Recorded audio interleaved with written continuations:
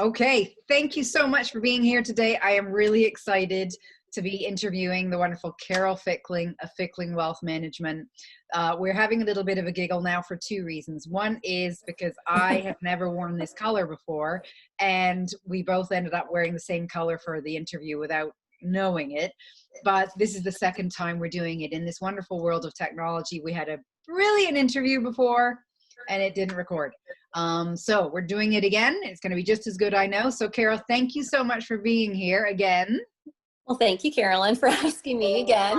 I am thrilled that you're here. You've got so much wisdom to share with, I say women just because this channel tends to be for the woman over 40, and that's sort of who I wanted to gear this conversation towards. So before we get into anything, why don't you give everybody an idea of what it is that you do?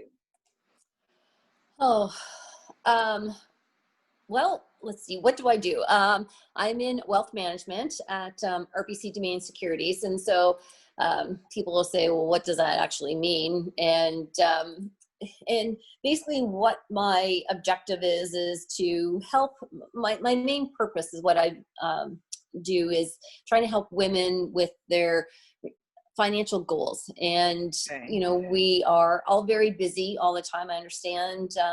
I know you are, like, we can barely get together because your schedule is just crazy.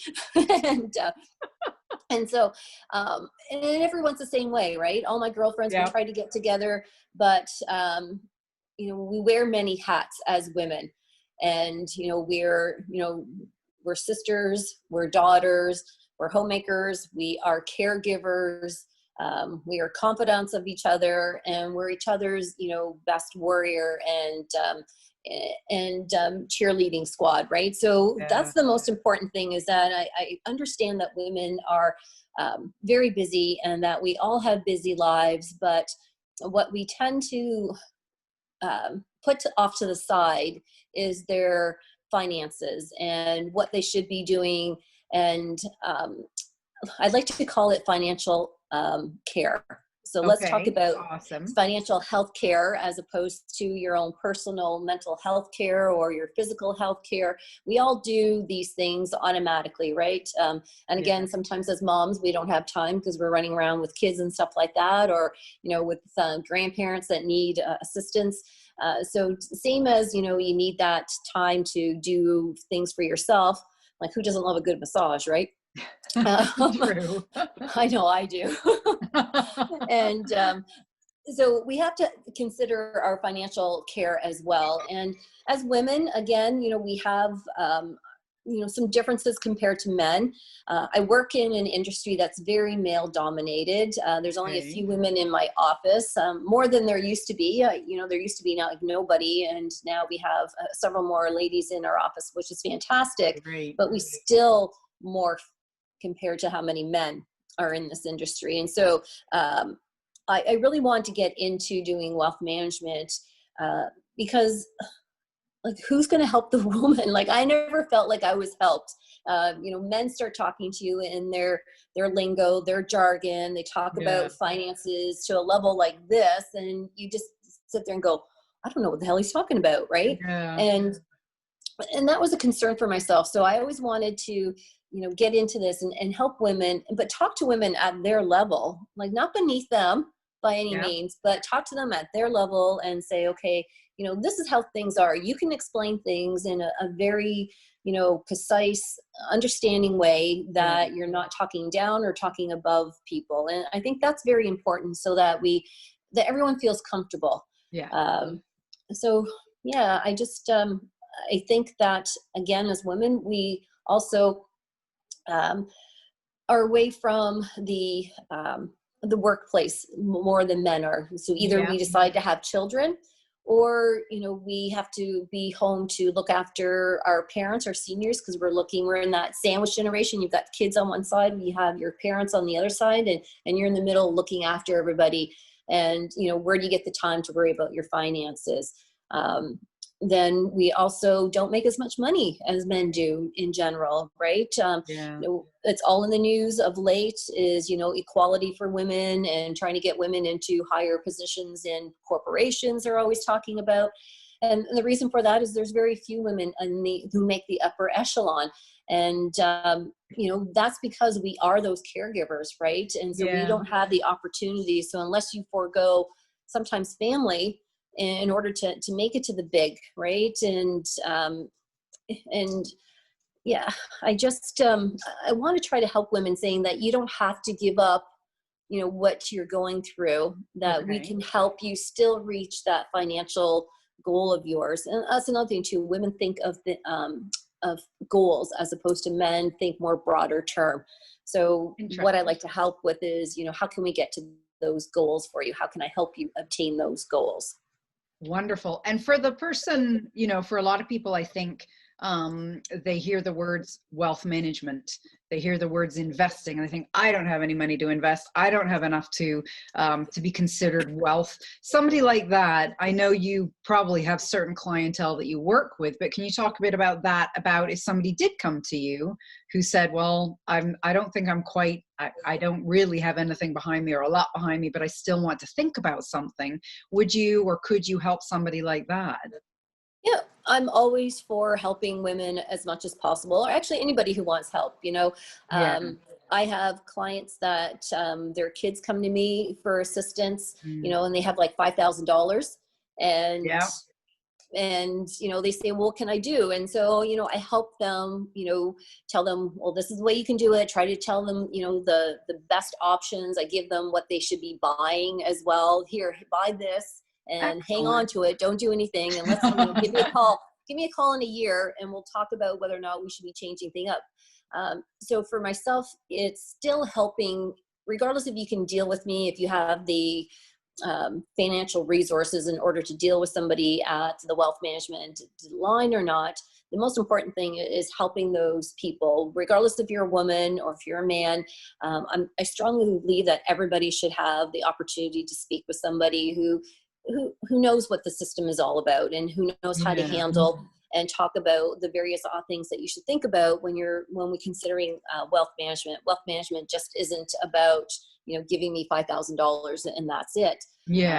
We do encompass, like when I'm dealing with clients, we start with a financial plan. That's where everybody first starts before we even start talking about investing the money or anything like that. We do all the collection of the information, get everyone, okay, this is what your situation is today. So then what are your goals? What are your dreams? Do you want to retire early? Do you want to buy a cottage? Do you want to move down south? You want to put your kids through school?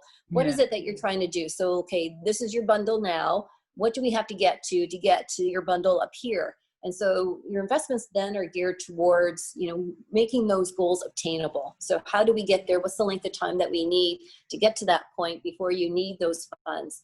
And that's the way I prefer to do business. I just don't go in and say, oh, well, you should invest in X, Y, Z, and here you go.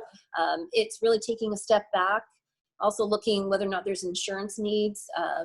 People, like, you just never know what's going to happen into the future. And that's a big thing that people hate insurance, and I understand that, right? Because everyone hates car insurance and paying for home insurance. But sometimes, unfortunately, bad things happen.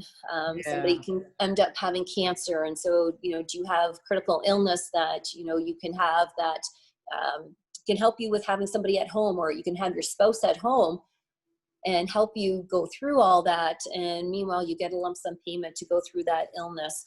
Or what happens when your spouse passes away.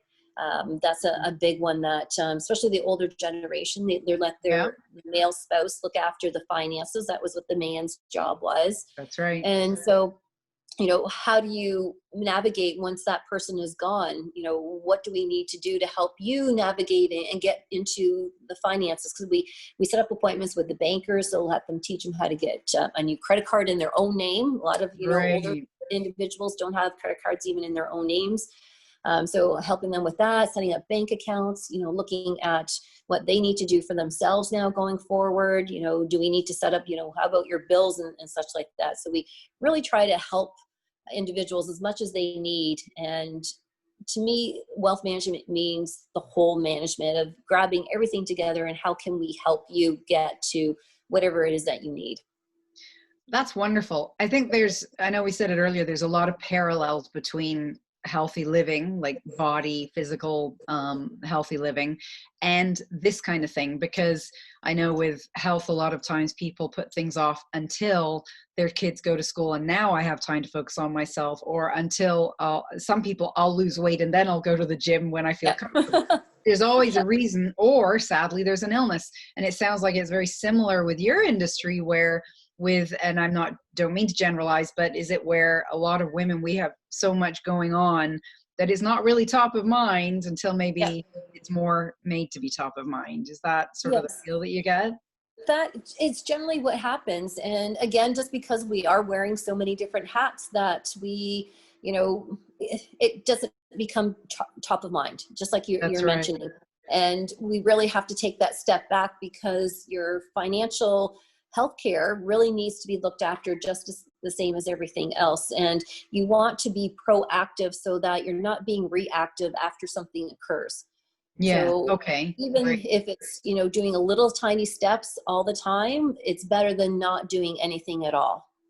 That's so true. And doesn't that just apply to life in general? I think we all, so often people can look at the big picture and think, somebody would think there's no way I'm ever going to be able to amass a certain amount of money. And just by doing it consistently each week, they would be there before they even know it. I also want to touch on the thought too, that so much, or so in life in general, there's that saying, you don't know what you don't know. And it can apply to anything. I always remember going, I was part of Rotary for years, and an insurance broker came in and spoke, and they were talking about certain things to do with insurance. And I like to think I know about these things, but I sat there going, wow, I did not know that. And I know it applies to this. And that's where, if there's one woman that watches this out of my many subscribers, subscribe now, people. If there's one woman that this actually creates conversation, or the thought in her mind to go, maybe I should speak to my husband, or maybe I should reach out to Carol, and maybe I should know more, then this has done its job right there. Because I think the fact that we don't talk about it enough, we don't think about it, we do tend to put it off because we're just so tired. It's just it's just one of those things that can go. How great if this got people thinking about this part of their life and going, you know what, maybe it is time to do something about that. And if I don't have to start with something massive, I can start where I'm at and just build on what I have. That really is like life. It is. And we want to try to get in front of things, as opposed to, like I mentioned earlier, being reactive. Yep. So whatever that we can do today is better than doing nothing. So you're right. Just like you said, just with same as your health, that you just, keep at it little by little, and before you know it. And that's how a lot of my clients too, is that they just scrimped and saved, and over their lifetime, and now they're retired, and they, amassed millions of dollars, and they're like, how did it happen? Right. So Isn't that something? Yeah. Good money management, and, hard savings, and working hard. And, it comes back. I didn't mention also that lots of times we have to make sure that once you do have those investments, that they're working in conjunction with your estate planning as well. So we're very concentrated on estate planning as well, because obviously, it's great that everything is going along tickety-boo when we're alive, but at some point, both are going to pass away. And what's the most tax efficient way to transfer that to the next generation? So that's a big topic I'd like to talk about as well, is, not that you're trying to bypass CRA, but you want to be smart about how you can transition your assets to the next generation. And there's ways to do that. CRA is, tipping your hat and says, yep, you can go ahead and do that. You can make donations to charity at death, which you get 100% tax deduction. A lot of people don't know that. You can, while you're alive, if you have a capital gains and you donate it to a charity, the government says you don't have to pay capital gains tax on that. So there's different things that we can, kind of tweak and do in order to try to minimize the amount of state taxes, because that seems to be a very important topic that once people get into retirement is they all want to talk about, okay, what's going to happen with my estate? How much money am I going to have to pay to the government? And it's very, very much a concern all the time with individuals. So we work to see, what is it that is in their will? how do our investments incorporated into what the will is stating. So that's very important too, is that we try to work with both what I'm doing and what the will is stating in order to try to transition those assets as quickly or as tax efficiently as possible. So that's the main thing, is the efficiency. There is one there, and you can do multiple different strategies. If you're interested in if that's something that interests you. But I also have clients that say, you know what, I'm dead, I don't care. Yeah, no, I can imagine. Imagine. Whatever's left over is left over. I don't care. Yeah, exactly. And also I think, cause it's very interesting when you get into what you do, it's not solely about somebody's money. There is the legal aspect. There is the looking at the wills. There is the insurance. I mean, I know it's all to do with finances. And I found that very interesting as well. Even the thought about, whether you're going to be somebody's executor, and you spoke about that earlier. Tell if you feel like enlarging on that again, about the fact that maybe people need to think and have those conversations as well. Yeah. Lots of times, I'm having conversations with clients now because being an executor is much more complicated now than it used to be. The government's changed regulations around it. It's much more onerous on the executors, and there's penalties and jail time potentially if you're making mistakes. Wow. Oh, yeah. Wow. Yeah. And so, I'm recommending that people get a professional service and not to use their children. Lots of times parents don't ask their children if they want to do it. Lots of times their children are busy with their own children, running around, or busy with their careers, or even worse, that they're not even in this province or this country. The good thing about the generation, our generation, is we have encouraged our children saying that the sky's the limit. You can go anywhere that you want. So you don't have people staying close to home all the time now like they used to, right? You used to have mom and dad around the corner from where you live, and you lived in the same neighborhood you grew up in. That happens still sometimes, but for the most part, lots of kids move off. And if mom and dad decide, we're going to have, Johnny and Susie as our executors, and Johnny lives in Vancouver and Susie's in the United States. Well, Susie can't be an executor at all, because that's just with the US, there's different legislation there. So, you got to get, it's costly for a US person to become an executor here in Canada. Then Johnny's out west, and mom and dad live in Ontario. So how do you settle the estate? You need both of them to come together. You need, signatures to be done. The lawyer wants to talk to you. So lots of times looking at Royal Trust, which is owned by Royal Bank, the company that I work for, that has these trust services. Royal Trust never goes out of business. They're always there, 365 days of the year, all the time. And they can do all those services for you, or as little or as much. You can have them work in conjunction with your executors, or you can have them as 100% your executors, and they do everything. So that's, I have that conversation with my clients more all the time. And I'm finding that a lot of them are transitioning to using a service as opposed to their own kids. Royal Bank has, you can probably Google it very easily, has an agreement with David Chilton that he's done a bunch of webinars and seminars, and it's all about executors and how he states that he would never be anybody's executor. And he goes through all the reasonings why. So that's something that anybody's ever interested in, that they can just Google David Chilton, Royal Bank, and pull up his talk on that. Wonderful. That's such great information. And I mean, at the end of the day, the health and finances, and especially with something, with being an executor, and the thought of that as well, with stress being such a huge cause of illness. And one recent article in particular, the doctor stated when people come to see him with any kind of disease, at the base of it, the majority of them is stress. And of course, one of the biggest things that people stress about is finances. So to have those conversations, to even know about that executor information and to have those conversations is so important. And that's why I think it's so important to know. I wanted to talk to you because I agree with you. I think it is financial health, and it is part of our health.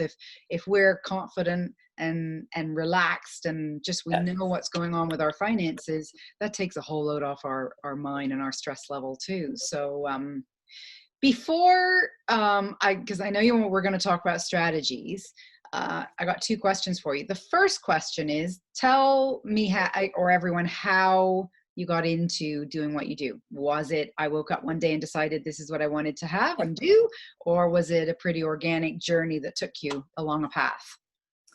Yeah, it wasn't organic. Well, yeah, I guess it was organic. It definitely wasn't my, when I was going to school, I was not good in math. I didn't think I would ever have a career where I was having to do math on a consistent basis. My sister, she's an accountant. She's fantastic at math. So when I used to compare myself to my sister, I was like, not good there. Yeah. And then, my niece and nephew, they're fantastic at math too. So my sister's passed that gene on very nicely. Nice. But nice. So yeah, I started working for the Royal Bank, and I started off as a teller, just, out of school, and did that. And then did some other, minor jobs at the bank. And then I got into mortgages. I was in the department that approved mortgages and then forwarded the proceeds to the lawyer so that someone could close on the house. And then from there, I moved over to where I am now, Dominion Securities. So that was 23 years ago that I started with Dominion Securities, and really liked the idea of being able to help people with their finances. Yeah. And it's very, I find it very job fulfilling, that my heart fills when I can help somebody. I have wonderful relationships with my clients. A lot of them I would call friends now, that we talk on a consistent basis, other than just about their investments and their finances. And to me, that's like the highest compliment. During the pandemic, the markets were not good. And so I was calling clients to see, okay, how are you doing? How are you handling this? This is what I'm doing. And, clients would turn around and say, no, like, how are you doing? Because you must be pretty stressed right now. So to me, that's like the huge compliment that I can get, is that they care about me as much as what I care about them. And I know that I have great relationships with them then. And so that's what I strive for, is to have those really good relationships with clients. And whoever, listens to this, they should find that person too that they can have a fantastic relationship with, because it makes it that much more easier, and you can have those more open conversations, and you feel that you're being listened to. That's the main thing. You want to make sure that whoever you're speaking with actually feels like you're listening to what is their issue, what is their goal, what do they want to try to accomplish. And if they don't find that where they are, go look. There's nothing wrong with, changing and looking. Just like with, Carolyn, you teach fitness, and, somebody will try one of your classes and go, you know what, this isn't for me. And they'll try something else that you have to offer. And you're like, oh my God, I love this. Yeah. And then they find the right thing for them. And then they know they can do it all the time. Right. That's right. So the same thing with finding your financial care person, is that you have to build that relationship, and you have to have that confidence, and that you're willing to be able to confide in them. And I think that is the key to having the good conversations and the good goal setting for you. You're right. I think that's so important, because when you think of it, at the end of the day, there's a few conversations that you have with people in life that are so personal and so important. I was in real estate for years, and I felt the same way about the clients as you. This is a massive undertaking. You want to do what's best for them, and they do become your friends, because it's such a huge part of their life. And I see that same thing with you. This isn't, they're not coming in to buy a cup of coffee off you where they can come in and say hello and goodbye. You're getting into some really personal stuff, if you're especially getting into things on the legal side or in the executor side and the wills. Like, you're going to end up knowing so much about these people. You would want to have a close relationship with them. So that's awesome that's what you strive for. I know, I just know that's what you would have with people, because I know you personally, and so I know how you are. And it's great to know there's people like you out there doing what you do, because I think sometimes people are they're maybe intimidated by the whole scene and what it is and what I don't have and what I don't think I'm worth. But once they get talking and knowing that, you know, you're a real person and you're there to help, that makes all the difference. So, yeah, I say. Yes. Well, So from there then, oh, you know what, before we get to strategies, I wanted, I went to an event that you, I know you didn't do it alone, but that you co-organized, organized a couple of years ago. And to me, it was the best event I've ever attended on for so many reasons, but it was to do with mental health. And I know that's super passionate. You've always been a huge supporter of the things that I've done, the events I've done for young girls. And so tell, if you want to, I thought, why don't you tell everybody about Minds for Change? yeah. So, yeah, thanks. Minds for Change is a fundraising event that we had developed with myself and Karen Simpson, who's a lawyer at Learners.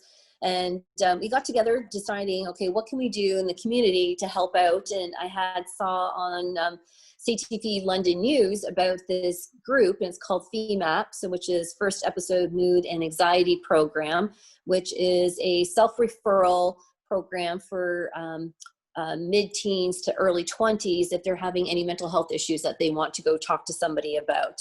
And unfortunately, FEMAP does not get any support from the government, so they have to keep their doors open. In order to keep their doors open, they have to have support from the community. Yeah. And so we decided that, you know, what can we do to try to raise funds for this program? Because we both believe very strongly in mental health, and that it's a huge issue that needs to be addressed. And I do feel that young people are the future of Canada, and we have to make sure that those young people have the ability to get through whatever they're going through so that they can make it to the next stage and carry on and become very much part of society, which they probably don't feel at that time when they're having their mental health issues. So Karen and I decided that we would have the show with a drag queen from Toronto she's called Misconception, and she does live entertainment, so which is fantastic. No lip syncing by any means, and she's 100% an entertainer. And it was it was magical night. Everybody had a wonderful time. People were standing up dancing. It was very engaging, and so we decided to do it again for this year. And the month of May is Mental Health Month. And so we had our event in May, but because of COVID, unfortunately, we weren't able to do it. So we're anticipating, hopefully, that we can have it in 2021. And fingers crossed that at least it works out. And hopefully we have the opportunity to bring Misconception back to London. It was an absolute fantastic night. And I had so many people tell me that, like you said yourself, it was the most wonderful evening that they've ever had, that they would come back again. It was the most fun. And that's the biggest compliment for us, is that, you know, we raised money for a very good cause. Yeah. And on top of that, everybody enjoyed themselves. It wasn't a typical fundraiser where you're kind of sitting there going, when is this going to be over? It was extremely engaging. So we hope to do it again. Oh, and I so hope it does happen on many levels again, I hope you get to, but also what it's doing for FEMAP and what FEMAP is doing for our young adults. And I have to say that as far as I was concerned, it was one of those events that just every year stamped in my calendar. It's just a given. That's where I'm going. I've never been to an event that has had me so inspired and such an enjoyable, like you say, the talent of Misconception. She was for every age, like anyone could have been there that night and thoroughly enjoyed it. And the range that she did of shows and things that everybody would have connected with. I know she does different themes, but and so elegant. It was an elegant, classy night without being pretentious. It was just it was fun. It was just wonderful. So awesome. And I really hope that next year it's able to. I'll get your okay at the end of this before I post anything, but if you want, I can always put the link. I'm doing all these hand gestures. I don't know if you can see as I talk, but I'll put the link in because that was one that I wouldn't want people to miss. I know the women that I brought, loved it, and they were all going to come back this time. And then I had a load of women that were coming. It was just because we decided to make it a girlfriend night. I know anyone can go, but we in particular were making it a girlfriend giggly evening. It's a perfect girlfriend night. Oh, it so is. Brilliant. So yeah, really fingers crossed that the world behaves and we get this under control so that important events like that can keep going. All right, so let's get to any strategies for this woman who is 40 above, but anyone really, I guess, that whether she's the mom of older children now, or whether she's sandwiched in between, she's got older parents, or she's been a busy woman and she just has not been able to think about her finances. Do you have any strategies for them? Yeah, first, probably is going to be the most difficult is sit down, take some time, and organize your stuff. Okay. And what I mean by stuff is get your bank statements. Do you have any insurance policies? Get everything together and get it into one spot, because usually people have things kind of all over the place. Yeah. And, get everything together so that you feel like you're at least a little bit organized. And then, think about, okay, what's what I'm trying to do? And I mentioned earlier that, sometimes it's just the little tiny steps that you need to take. It could be that, every week you put $25 away and you save that way.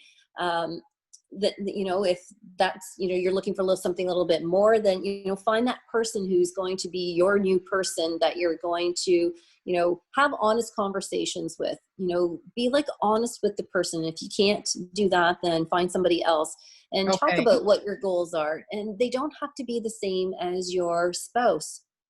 They don't have to be. Okay. And a lot of people think, oh, well, this is what my husband wants to do or my significant other wants to do. That doesn't matter. What do you want to do? Yeah. And let's try to, have a strategy to make those things happen for you. If they work in conjunction with each other, then fantastic. Then that's wonderful. But so that's one thing. And then another thing is, don't be closed off to the fact that you have to, sometimes work a little bit at your financial health care. Good advice.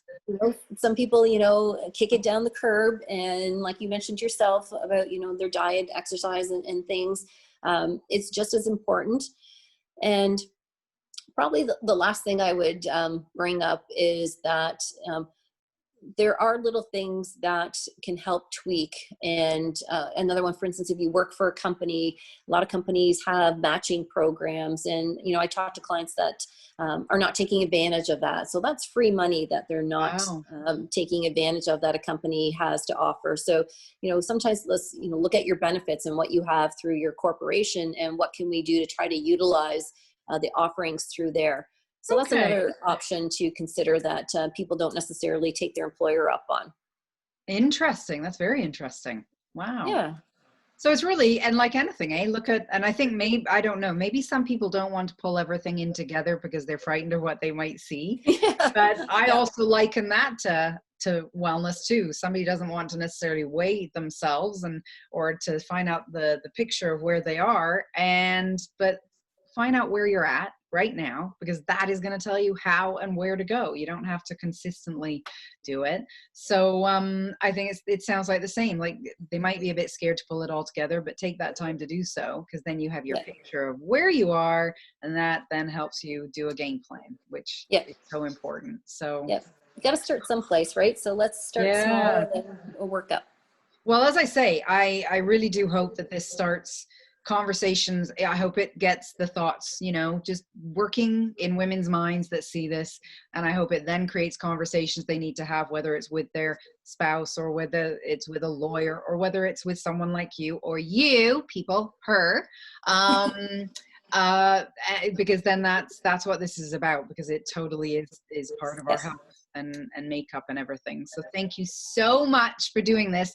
Double thank you for doing it again. You're welcome. I'm really grateful. And I will put all of your contact information in the comments or the description section underneath the YouTube description, so people know exactly how and where to reach out to you.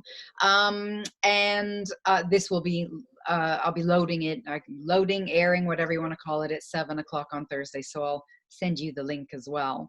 Awesome. But for that woman that's watching and going, oh, I just don't know. I'm not sure. Would she work with me? Should she work? You know, can they at least reach out to you for guidance, and then from there? Oh, of course. Like I mentioned earlier, that I'd be happy to help anybody out. And I truly, really do try to help people. I had a client said, you know, can you help my niece? She just finished a nursing career or schooling. And so she was wanting to, you know, what should I do? She didn't know. She wasn't resonating with, she deals with TD.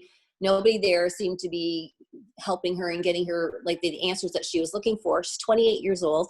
And so I said, yep, you know, you can't deal with me, but let me help you. And so we did a financial plan for her. I told her, you know, what she should be putting her investments in. You know, we gave her a breakdown of, okay, if you stick on this plan, this is what retirement's going to look like. Obviously, because you're so young, things are going to change. But, you know, if you keep on this track, this is what things will look like. And so she was just ecstatic that she had somebody who took the time with her and to go through those stages. And as long as, and I said, you know, give me a call in a year's time, we'll check over, we'll look everything over again. And I'm sure that she will, because, you know, we took the time. And I think that's important, is that to me, as long as I can try to help in some little way, then, you know, it's worth it for me.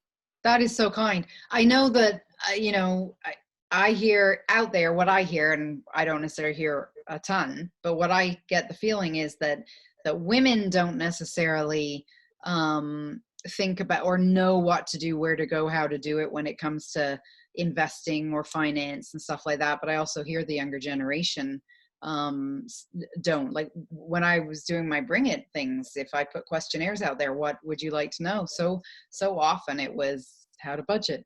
So it's so nice that they've got someone like you. I must say, I did want to remind you, another reason I wanted to have you here, and then I will let you go. But another reason was for the Bring It that the last one that I did, where I geared it also towards parents and caregivers and people, and we gave them the option to join in breakout sessions.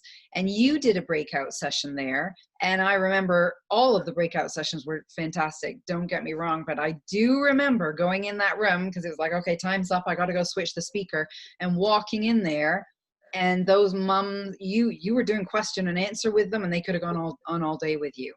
So I really do feel that there's probably a lot of women out there that will really appreciate this, because sometimes people put things off even when they're a bit scared to do something too. So yeah, and it's not scary.